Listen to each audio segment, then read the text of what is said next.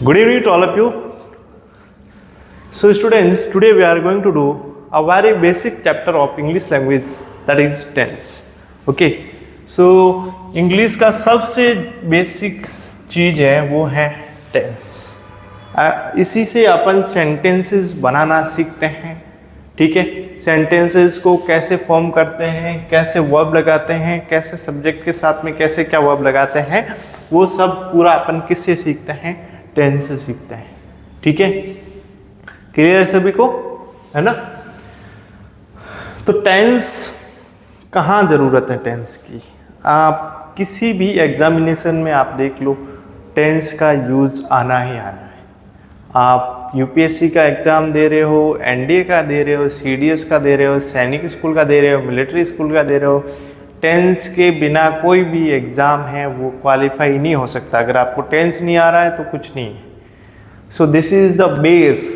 Okay, clear है सभी को, है ना.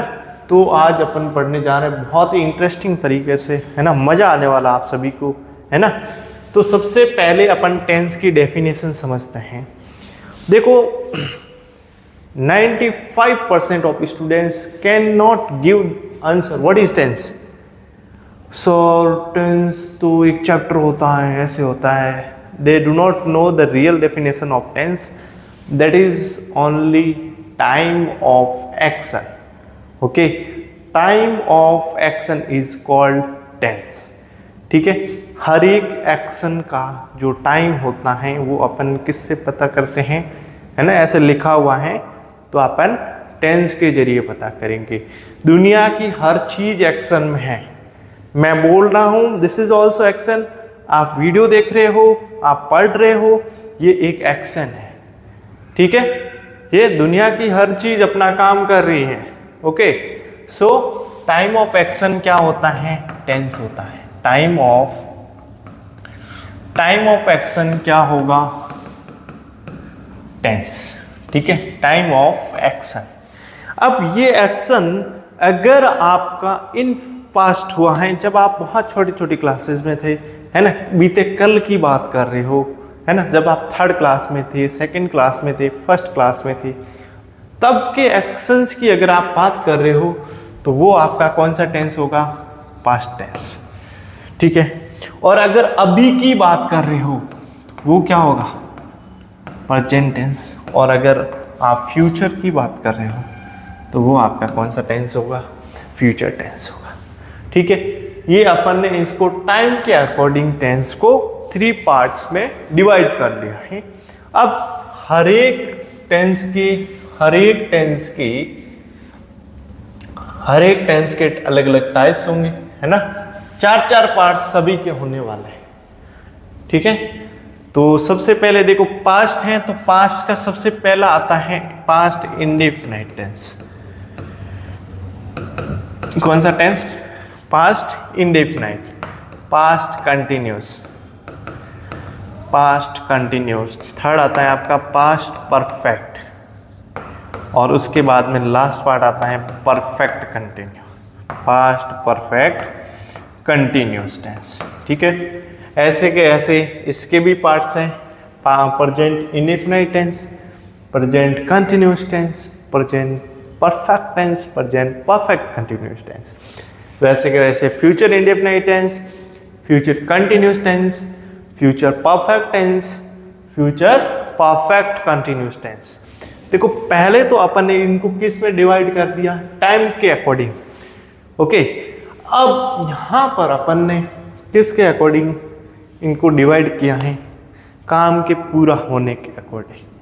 ठीक है, कोई भी जनरल बात होगी तो इसमें आएगी, कंटिन्यूसली चल रही होगी तो इसमें आएगी, पूरा होगा तो परफेक्ट में, पिछले समय से मतलब ऐसे अभी तक चल रही है, टाइम दोनों साथ में दे रखा हो तो परफेक्ट कंटिन्यूस.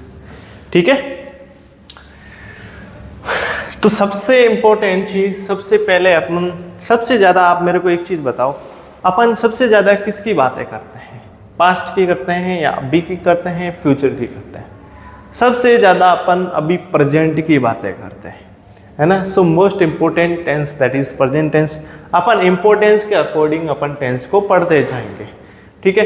तो सबसे पहले आपका आता है प्रेजेंट इंडेफिनाइट टेंस। कौन सा टेंस? प्रेजेंट इंडेफिनाइट, ठीक है, प्रेजेंट इंडेफिनाइट टेंस। अब देखो, आपको कैसे पता चलेगा कि इसमें प्रेजेंट इंडेफिनाइट टेंस यूज करना है? एग्जाम में आपका सेंटेंस आएगा, उसमें आपको कैसे पता चलेगा कि इसमें प्रेजेंट इंडेफिनाइट टेंस यूज करना? तो इसके लिए आपको एज अ हिंट कुछ एडवर्ब्स दे रखी होगी, आपको एक्स्ट्रा कुछ वर्ड्स दिखेंगे, उससे आपको पता चलेगा कि इसमें आपको प्रेजेंट इंडेफिनाइट टेंस यूज करना है। ओके, कौन सा टेंस यूज करना है? Present indefinite. अब देखो, कोई भी जनरल बातें होती हैं, है ना, कोई भी यूनिवर्सल फैक्ट्स होते हैं, वो हमेशा इस टेंस में आते हैं, ठीक है। जैसे the sun rises in the east, है ना, ठीक है, ये एक जनरल बात है। Okay, he goes to school, ये भी एक जनरल बात है ना। कौन सी बड़ी बात है कि वो ये अकेला ही स्कूल जाता है? सारे बच्चे जाते हैं स्कूल, ठीक है। सो जो भी जनरल बातें होती हैं वो सारी की सारी कौन से टेंस में आती हैं? आपकी प्रेजेंट इंडेफिनाइट टेंस में आती है। तो इसका मतलब एज ए हिंट आपको कौन कौन सी एडवर्ब्स मिल सकती हैं? एडवर्ब्स कौन कौन सी मिलेगी? सबसे पहले वर्ड आएगा आपका ऑलवेज, या अगर आपको दिख जाए डेली, या एवरीडे, एवरीडे, है ना, everyday, every year, every year, है ना। ओके, ये सारे वर्ड्स है ना। सेल्डम, ऑफन, जनरली, ठीक है, जनरली, बेसिकली, ठीक है, ये सारे के सारे वर्ड्स हैं, वो आपको एज ए हिंट मिलने वाले हैं कि इसमें भाई साहब आपको प्रेजेंट इंडेफिनाइट टेंस यूज करना है, ठीक है। प्रेजेंट इंडेफिनाइट टेंस यूज करना है, इसमें आपको कौन सा टेंस यूज करना है? प्रेजेंट इंडेफिनाइट टेंस यूज करना है। ओके, ये तो आपकी हो गई हिंट। अब देखो, सबसे पहले अपन समझते हैं इसका अफर्मेटिव सेंटेंस कैसे बनाएंगे अपन। अफर्मेटिव सेंटेंस को अपन क्या क्या बोल सकते हैं? इस बार RMS के क्वेश्चन भी पूछा गया है। अफर्मेटिव सेंटेंस को अपन क्या क्या बोल सकते हैं? डिक्लेरेटिव सेंटेंस भी बोलते हैं, डिक्लेरेटिव भी बोल सकते हैं, स्टेटमेंट भी बोल सकते हैं, है ना, स्टेटमेंट भी बोल सकते हैं, या सिंपल सेंटेंस भी बोल सकते हैं। कौन सा सेंटेंस? सिंपल सेंटेंस, ठीक है। तो ये बनाने का अपन रूल्स पढ़ते हैं। आपका फॉर्मूला नंबर 1, F1, जब भी आपका सब्जेक्ट सिंगुलर होगा, कौन सा सब्जेक्ट? सिंगुलर सब्जेक्ट होगा। सिंगुलर सब्जेक्ट कौन कौन से होते हैं? जब भी नंबर में एक हो, है ना, जो नंबर में एक हो, जैसे ही हो गया, सी हो गया, इट हो गया, या फिर name of only one person, name of only one person, only one person, ठीक है। तो ये क्या हो गया? Singular subject. उसमें आपको वर्ब की फर्स्ट फॉर्म प्लस एस या ईएस प्लस ऑब्जेक्ट लगाना है। जब भी सब्जेक्ट सिंगुलर हो तो वर्ब की फर्स्ट फॉर्म प्लस एस या ईएस यूज करो। क्यों? क्योंकि वर्ब की फर्स्ट फॉर्म होती है ना, उसको अपन प्लूरल मानते हैं, ठीक है। उसको सिंगुलर बनाने के लिए उसके साथ में अपन एस या ईएस यूज करेंगे। क्या यूज करेंगे? एस या ईएस, ठीक है। जैसे रवि ब्रेकफास्ट करता है, तो Ravi this is singular subject. अब ब्रेकफास्ट करने के लिए टेक, टेक के साथ क्या यूज करोगे? Yes, breakfast. Ravi takes breakfast. और एक बहुत ही basic subject, he goes to school, है ना, वह स्कूल जाता है। तो यहाँ पर गो के साथ यस यूज किया, यहाँ पर अपन ने एस यूज किया। तो जब भी आपका सब्जेक्ट सिंगुलर होगा तब आप वर्ब के साथ एस या यस यूज करोगे और उसके साथ में ऑब्जेक्ट लगा लेना, ठीक है। This is the formula of affirmative sentence of present indefinite tense. उसके बाद में आपका फॉर्मूला नंबर 2 आता है। फॉर्मूला नंबर 2 आता है कि जब भी आपका प्लूरल सब्जेक्ट होगा, कौन सा subject? Plural subject. Plural subject we हो गया, यू हो गया, दे हो गया, या फिर name of more than one person. Name of more than one person मतलब एक से ज़्यादा लोगों के नाम, वन पर्सन, ठीक है।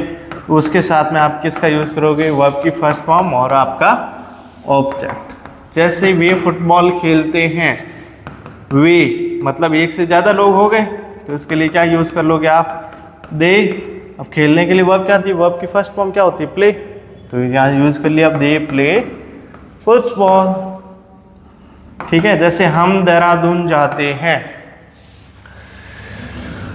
हम देहरादून जाते हैं तो हम के लिए वी, जाने के लिए गो, टू देहरादून, देहरादून। अब टू का यूज़ क्यों किया, गो अपने साथ में हमेशा टू प्रीपोजिशन लेता है, क्यों, क्योंकि टू प्रीपोजिशन का अपन यूज़ कहाँ करते हैं, जब भी चेंज ऑफ प्लेस की बात आएगी अपन टू प्रीपोजिशन का यूज़ करेंगे, ठीक है।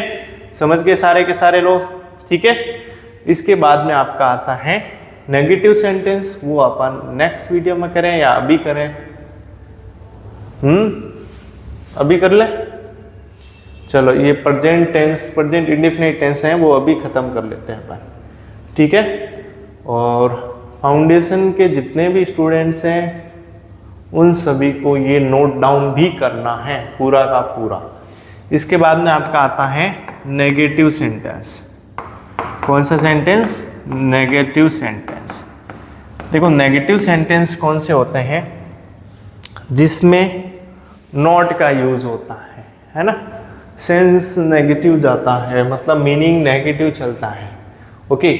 उसमें अब जैसे फॉर्मूला नंबर 1 इसका, जब भी आपका सब्जेक्ट सिंगुलर होगा, है ना, प्रेजेंट इंडेफिनिट में जब भी आपका सब्जेक्ट सिंगुलर होगा तो उसके साथ में आपको हमेशा यूज़ करना है डज नॉट प्लस वर्ब की फर्स्ट फॉर्म प्लस ऑब्जेक्ट। एक फैक्ट बताता हूँ, एक चीज़ बताता हूँ, ज़िंदगी में हमेशा ध्यान रखना, आपको कहीं पर भी डू, डज और डिड दिख जाए, उनके साथ में हमेशा वर्ब की फर्स्ट फॉर्म आती है, ओके।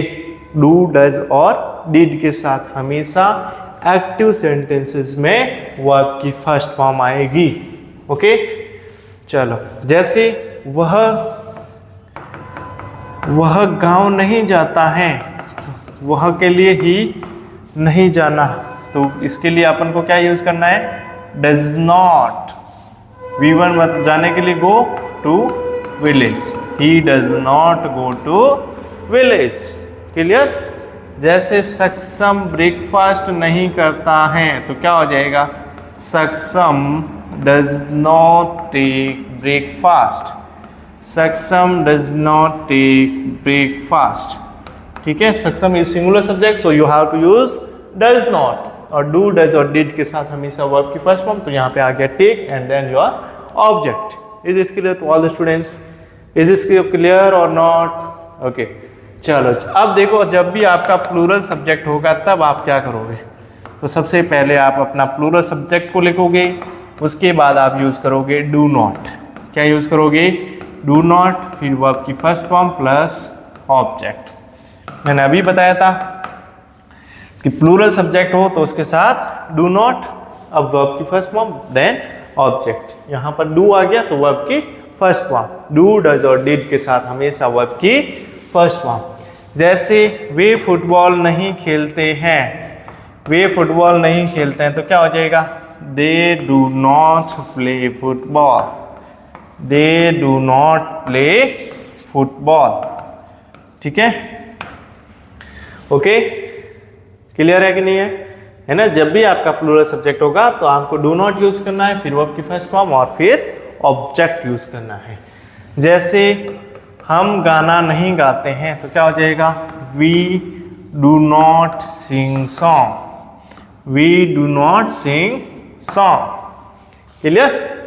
चलो नेक्स्ट, इसके बाद में आपका सेंटेंस आता है that is interrogative sentence. Which sentence, interrogative sentence. Interrogative sentence कौन से होते हैं बच्चों, जिनमें भी क्वेश्चंस पूछे जाते हैं, क्या वो ऐसा करता है, क्या वो पढ़ाई करता है, क्या वो फुटबॉल खेलते हैं, ठीक है, ऐसे वाले सेंटेंस। ओके, तो इसका फॉर्मूला 1 है, सबसे पहले डज यूज करो, आपकी हेल्पिंग वर्ब होती है ना, प्रेजेंट इंडेफिनिट की helping verb do and does. Singular के लिए डज, प्लूरल के लिए डू।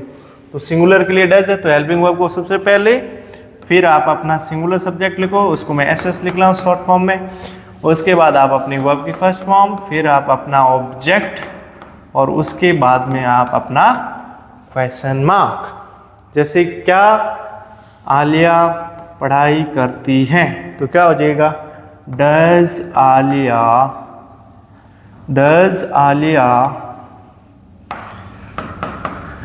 Do study.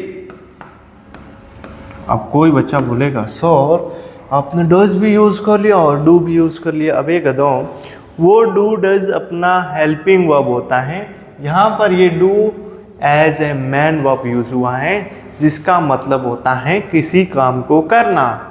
ठीक है, क्लियर। तो डज आलिया डू स्टडी, क्या आलिया पढ़ाई करती है।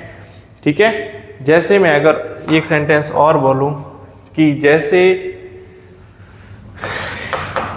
क्या केविन फुटबॉल खेलता है, तो क्या हो जाएगा, does, this is not your F2, this is also an example of interrogative F1। Does Kevin खेलने के लिए verb play football. Clear, does Kevin play football. Next आपका आता है फॉर्मूला नंबर 2। फॉर्मूला नंबर 2 क्या, जब भी आपका सब्जेक्ट प्लूरल होगा तो हेल्पिंग वर्ब डू को पहले लिखो, उसके बाद आप अपना प्लूरल सब्जेक्ट को लिखो। ठीक है, प्लूरल सब्जेक्ट को लिखो, उसके बाद आप अपनी वर्ब की फर्स्ट फॉर्म को यूज़ करो, और उसके बाद आप अपना ऑब्जेक्ट यूज़ करो, फिर आप अपना क्वेश्चन मार्क। जैसे क्या वे फुटबॉल खेलते हैं, तो क्या हो जाएगा, डू दे प्ले फुटबॉल, क्या वे फुटबॉल खेलते हैं। क्यों, क्योंकि दे प्लूरल है, तो इससे पहले आपकी हेल्पिंग वर्ब डू, फिर वर्ब की फर्स्ट फॉर्म, फिर ऑब्जेक्ट और क्वेश्चन मार्क। ठीक है, ये चीज़ क्लियर है कि नहीं क्लियर है। Is this clear to all the students और नॉट। ओके, चलो एक एग्जांपल और दे देता हूँ कि जैसे क्या हम गाना गाते हैं, तो do we sing song, do we sing song. ठीक है, इसी के साथ में आपका प्रेजेंट टेंस है, प्रेजेंट इंडेफिनिट टेंस है, वो कंप्लीट हो जाता है। नेक्स्ट वीडियो में अपन प्रेजेंट कंटिन्यूस टेंस को कवर करेंगे।